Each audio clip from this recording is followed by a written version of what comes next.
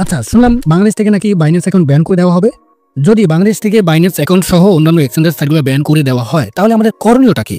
আসসালামু আলাইকুম, আমি সিয়াম, আপনারা দেখছেন এসকে অনলাইন হেল্প। আজকের ভিডিওতে বাইন্যান্স অ্যাকাউন্ট সহ অন্যান্য এক্সচেঞ্জ ব্যান হলে কি করবেন না করবেন এবং সকল কিছু আমি গঠনমূলক একটা আলোচনা করার চেষ্টা করব আমার অ্যানালাইজ এবং আমার অভিজ্ঞতার মাধ্যমে। তো ভিডিওটা সম্পূর্ণ দেখার অনুরোধ থাকবে, যেহেতু খুবই সেন্সিটিভ এবং গুরুত্বপূর্ণ একটা ভিডিও এবং আপনার ভালোর জন্য আমি কথাগুলো বলবো ইনশাআল্লাহ। ভিডিওটা ভালো লাগলে লাইক করবেন, নতুন দর্শক হয়ে থাকলে চ্যানেলটি সাবস্ক্রাইব করতে ভুলবেন না। তো ভিডিওর শুরুতে আমি আপনাদের সামনে একটা প্রশ্ন করতে চাই ভাই। প্রশ্নটা আপনারা অবশ্যই এখনই কমেন্ট বক্সে কমেন্ট করে এর অ্যান্সার দিয়ে যাবেন। সেটা হলো যে আপনি কি এখন অবধি কোনো নিউজ পোর্টাল বা কোনো আর্টিকেলে দেখছেন যেখানে বাইন্যান্সের নাম সরাসরি উল্লেখ করে বা কোনো এক্সচেঞ্জের নাম সরাসরি উল্লেখ করে বলা হয়েছে যে বাইন্যান্স অ্যাকাউন্ট বা অমুক প্ল্যাটফর্মগুলো বাংলাদেশ থেকে ব্যান করে দেওয়া হবে? এমন কোনো নিউজ বা এমন কোনো আর্টিকেল আপনি দেখছেন কিনা এখনই কমেন্ট করে আমাকে জানান। এখন এই প্রশ্নটা কেন করলাম সেটা আমি আপনাদেরকে ভিডিও শেষে ব্যাখ্যা দিব। আপনি শুধুমাত্র আমার এই প্রশ্নের অ্যান্সারটা এখন কমেন্ট করে বলেন।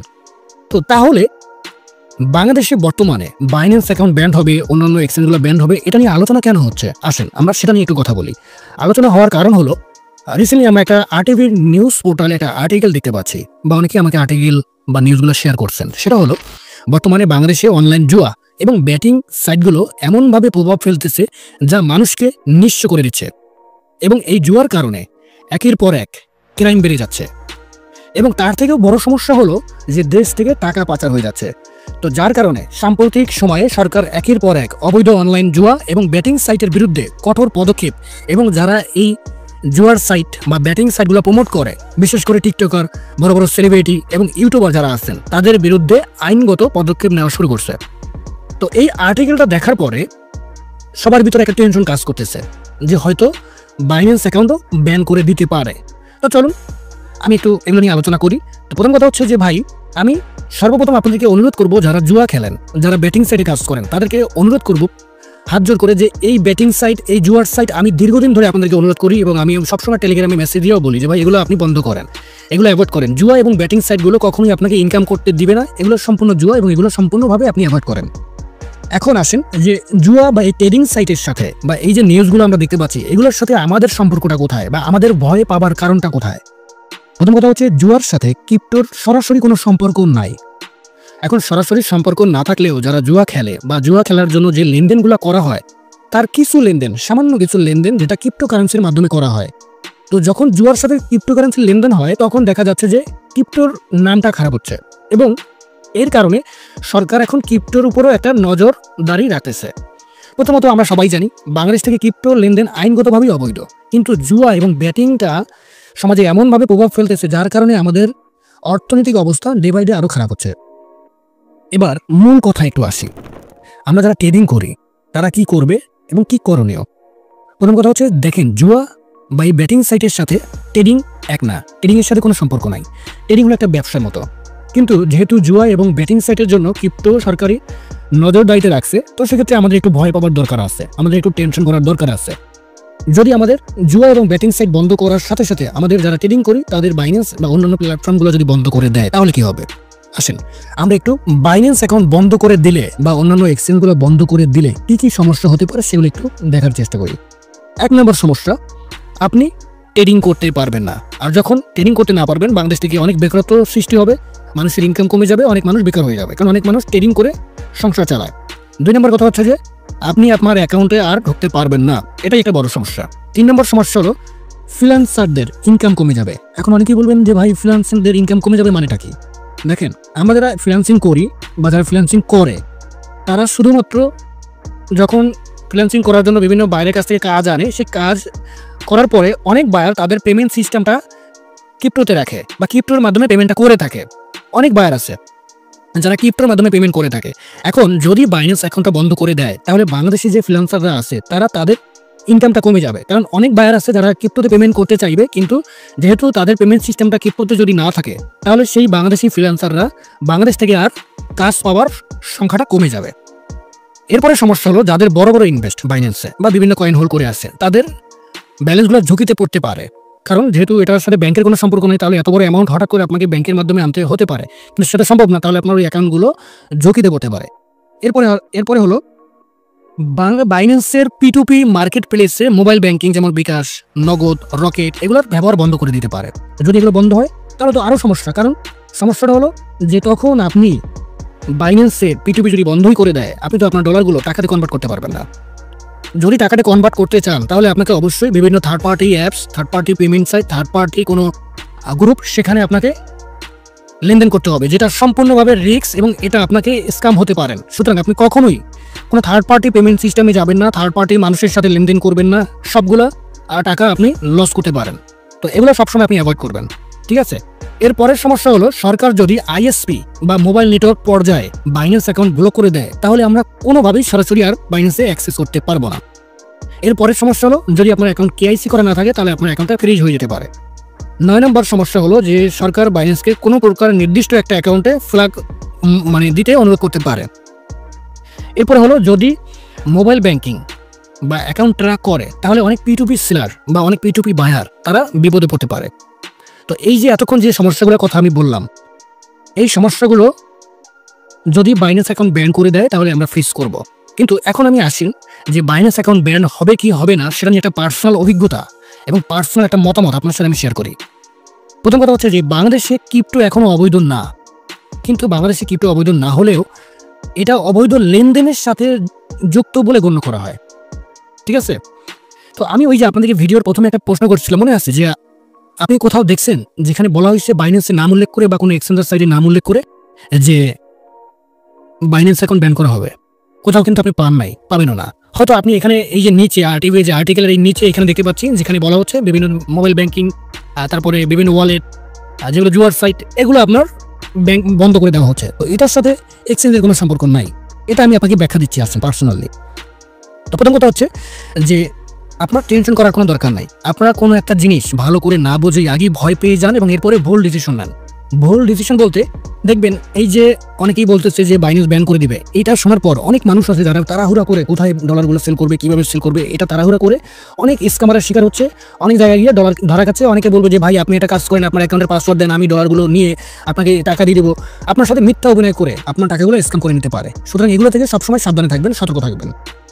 এখন আমি বলবো যে আমাদের আপাতত কোনো সমস্যা নাই, তাহলে সমস্যাটা কাদের?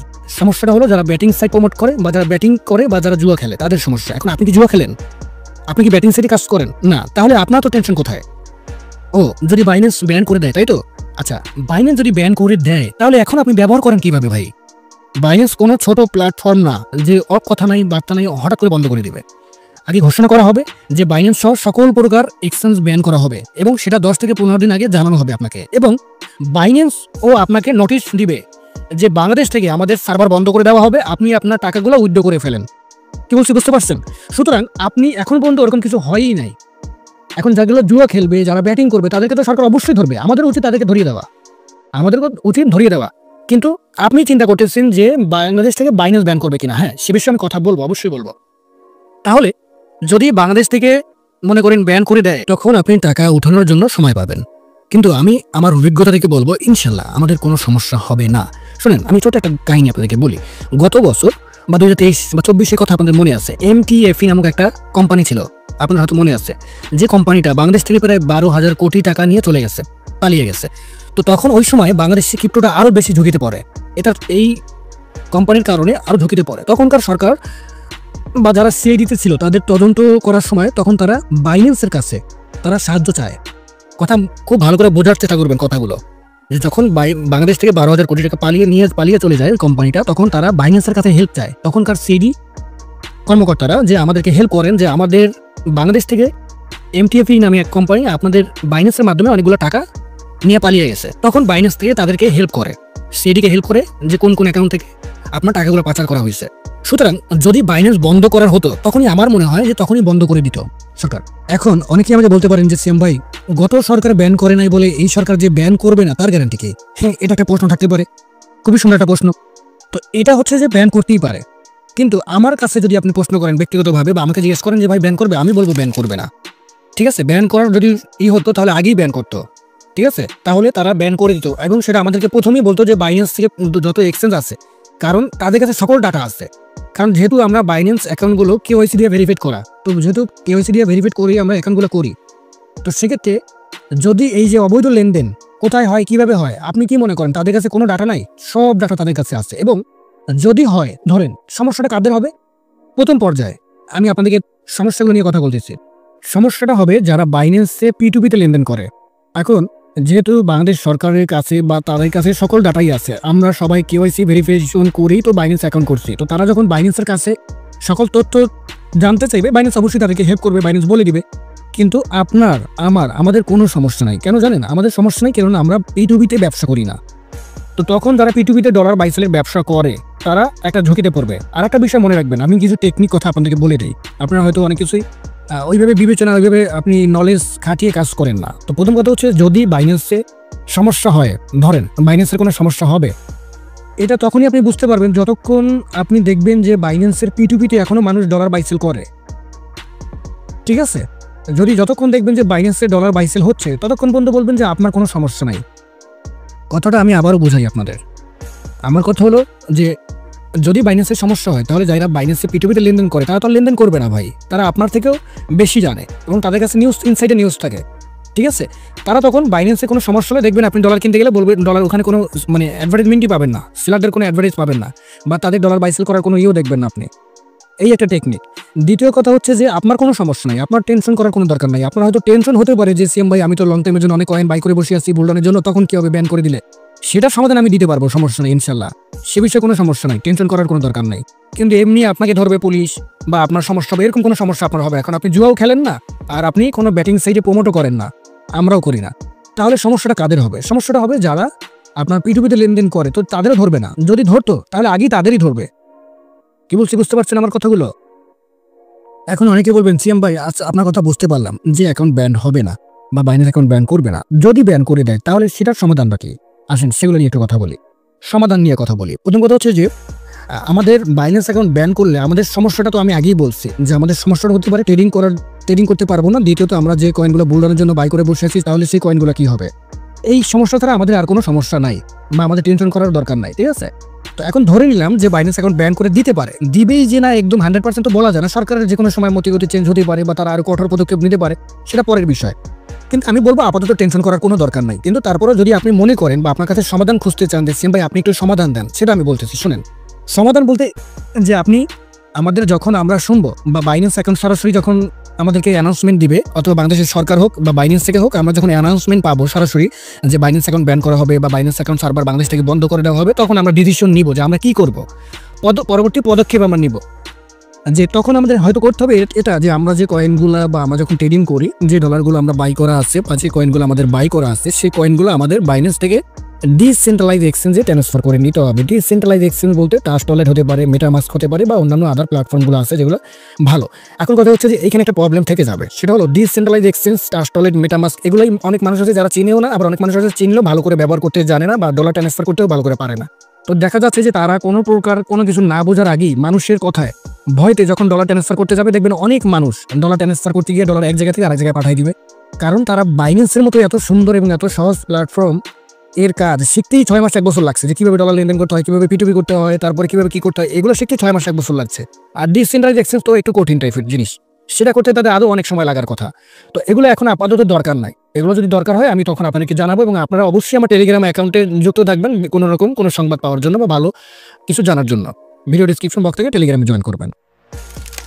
ঠিক আছে? এইগুলো একটা সমাধান, যে আপনি যখন আমরা জানবো যে বাইন্যান্সের সমস্যা হচ্ছে বা হতে পারে, তখন আমি আমার সিদ্ধান্ত চেঞ্জ করবো যে আমার ডলারগুলো এইভাবে ট্রান্সফার করে নিব। এখন অনেকে বলবেন যে ভাই, অনেকে বলছেন হার্ড ওয়ালেটের কথা, আমাকে অনেকেই মেসেজ দিয়ে বলছেন ভাই হার্ড ওয়ালেট কোথায় পাবো? আরে ভাই, হার্ড ওয়ালেট আপনার কেনার দরকার নাই। হার্ড ওয়ালেটে আপনার কেনার দরকার নাই, এবং ওটা আপনি ওটা অ্যাক্সেস করতেও পারবেন না, নিতেও পারবেন না। ওটা আপনার বাই থেকে কিন্তু বাংলাদেশে ওগুলো বাই সেল হয় না। আর হলেও যারা বিক্রি করে 2-1 জন আছে স্ক্যাম করবে, আপনাকে ভুয়া কথা বলে আপনার কাছ থেকে টাকা নিবে, আপনাকে দিবে না, তখন আরও সমস্যা। এগুলো দরকার নাই। আমি যেটা বলবো, যারা আমাকে ভালোবাসে আপাতত ওরকম থাকেন। দ্বিতীয় কথা হচ্ছে যে আবার অনেকে দেখেছি যে বিভিন্ন রকমের ডিসেন্ট্রালাইজ এক্সচেঞ্জের পাশাপাশি সেন্ট্রালাইজ এক্সচেঞ্জের কথা বলতেছেন, যেখানে KYC ভেরিফাইড লাগে না, ওইরকম অ্যাকাউন্টে আপনাকে অ্যাকাউন্ট করতে বলবে, সেটাও করবেন না। এর কারণ হচ্ছে আপনি একটা জিনিস চিন্তা করেন, আপনি যদি KYC যে বাইন্যান্সের মতো অ্যাকাউন্টে আপনি যদি ভরসা করতে না পারেন, কোনো প্রকার সেন্ট্রালাইজ যেখানে ভেরিফাইড লাগে না, সেই সকল স্ক্যাম সাইটে যদি আপনি যান, তাহলে আপনার অ্যাকাউন্টগুলো বা আপনার ডলারগুলো স্ক্যাম হওয়ার সম্ভাবনা থাকবে। ওগুলো করা যাবে না। কি বলছি বুঝতে পারছেন? আপনার এখন দেখবেন অনেক মানুষ সুবিধা নেবে আপনার কাছ থেকে, যে বাইন্যান্স অ্যাকাউন্ট যেহেতু ব্যান্ড হবে, তাহলে আপনি এটা করেন ওটা করেন, এরকম সুবিধা ওইরকম সুবিধা। এগুলো দরকার নাই ভাই, আগে ডিসিশন আসুক না, আগে আসতে দেন, এরপরে আপনার সেইভাবে যে আপনি কোনো অবৈধ ইনভেস্টমেন্ট, অবৈধ ক্রিপ্টো ইনভেস্টমেন্ট, মানে অবৈধ ক্রিপ্টো ইনভেস্টমেন্ট বলতে অবৈধ জুয়া, অবৈধ ব্যাটিং, অবৈধ কোনো স্ক্যাম প্রজেক্টে কাজ করবেন না। এগুলো বন্ধ করে দেন, এগুলো দরকার নেই। আপনি জাস্ট যদি ট্রেডিং করেন অথবা কোনো কয়েন লং টাইমের জন্য কিছু কিনে বসে আসছেন, ওইভাবে বসে থাকবেন বাইন্যান্সে, কোনো সমস্যা নেই ইনশাল্লাহ। এরপরে কেওয়াইসি করে এক্সচেঞ্জগুলো ব্যবহার করবেন। কেওয়াইসি যেগুলো ভোটার আইডি কার্ড দিয়ে ব্যবহার করছেন, ভোটার আইডি কার্ড বা পাসপোর্ট দিয়ে অ্যাকাউন্ট করছেন, সেগুলো ব্যবহার করবেন এবং ডকুমেন্টগুলো সেভ করে রাখবেন, কোনো সমস্যা নেই। এরপরে হলো আমাদের দেশের সরকারের আপডেটগুলো নজরে রাখেন। যদি কোনো প্রকার নিষেধাজ্ঞা আসে বা কোনো প্রকার আসে, তাহলে সেই আইনগুলো আপনি শ্রদ্ধার সাথে ফলো করবেন, সেগুলো আপনি মেনটেন করবেন। কখনো আইনের বিপরীতে গিয়ে কাজ করবেন না, তাহলে আপনি শাস্তির সম্মুখীন হবেন। এগুলো কোনো দরকার নাই। আপনি সরকারের আপডেটগুলো ফলো করেন, তারা কী বলতেছে এবং কোন আপডেটগুলো দিচ্ছে সেগুলো আপনি ফলো করেন, ঠিক আছে? তাহলে আশা করি কোনো প্রকার কোনো সমস্যা আপনার হবে না ইনশাল্লাহ, ঠিক আছে? এরপরে ধরেন আমাদের আর কি করতে হবে, আর কি সমাধান হতে পারে। অনেকেই যখন আপনি এই মুহূর্তে আপনার করণীয় হচ্ছে যে আপনি P2P-তে লেনদেনটা বন্ধ করে দেন। আপাতত ডলার বাইসেল বা P2P-তে যারা লেনদেন করেন আপাতত ওগুলো বন্ধ করে দেন, ঠিক আছে? ওগুলো দরকার নাই। কারণ অনেক সময় দেখা যায় যে সরকার এখন যেহেতু আমাদের আইনের কথা বলতেছে, তাহলে তারা এই জুয়ার সাইট বা স্ক্যাম সাইটগুলো ধরার জন্য দেখা যাচ্ছে যে বিভিন্ন মোবাইল ব্যাংকিংগুলো ট্র্যাক করবে। তো মোবাইল ব্যাংকিংগুলো যখনই ট্র্যাক করবে, দেখা যাচ্ছে যে সেখানে মোবাইল ব্যাংকিংয়ের যে অ্যাডমিনরা থাকবে, তাদের অনেক বাইন্যান্স অ্যাকাউন্ট থাকবে, তাদের সাথে P2P-তে কারা লেনদেন করছে তাদেরকে ধরবে। এই জন্য আপনি তখন একটা ঝামেলায় পড়তে পারেন, বড় অ্যামাউন্টের যদি কোনো ট্রান্সফার হয়ে থাকে। এই জন্য আপাতত মোবাইল ব্যাংকিংয়ে P2P লেনদেন করা বন্ধ করেন। আর যদি বেশি জরুরি হয় তাহলে অল্প অল্প লেনদেন করতে পারেন বা অল্প ছোটোখাটো লেনদেন আপনি করতে পারেন, কিন্তু না করা অনেক ভালো। আর একটা বিষয় হলো ছোটো করে বের করে ফেলবেন P2P থেকে। যদি কোনো সমস্যা আছে সেটা আমি পরে বলবো, আপাতত দরকার নাই। তারপর হচ্ছে আপনি আপাতত যেরকম আছে সেরকম থাকবে। আর আমাদের টেলিগ্রামটা ফলো করবেন, সেখানে বিভিন্ন রকমের নিউজ বা কোনো আপডেট আসলে আমরা সেখানে আপনাদের সাথে শেয়ার করার চেষ্টা করবো ইনশাল্লাহ। তো আশা করি আমি ভালো একটা পজিটিভ জিনিস আপনাদেরকে বোঝানোর চেষ্টা করছি ভাই। কোনো নেগেটিভ নেওয়ার কোনো দরকার নাই। আপাতত বাইন্যান্স ব্যান হবে না, এটা আমি মনে করি এবং আমার এটাই মনে হচ্ছে, পিছনের অভিজ্ঞতা আমার অ্যানালাইজ সব কিছু বিবেচনা করে। সুতরাং আপনি টেনশন করার কোনো দরকার নাই। যদি হয় তার পরবর্তী পদক্ষেপ কী নিব আমরা সেটা পরে দেখা যাবে। আপাতত বিচলিত হওয়ার কোনো দরকার নাই। টেনশন ফ্রি করে মাথা ঠান্ডা করে কাজ করুন। টেনশন করে নিজের শরীরকে খারাপ করবেন না। আসসালামু আলাইকুম।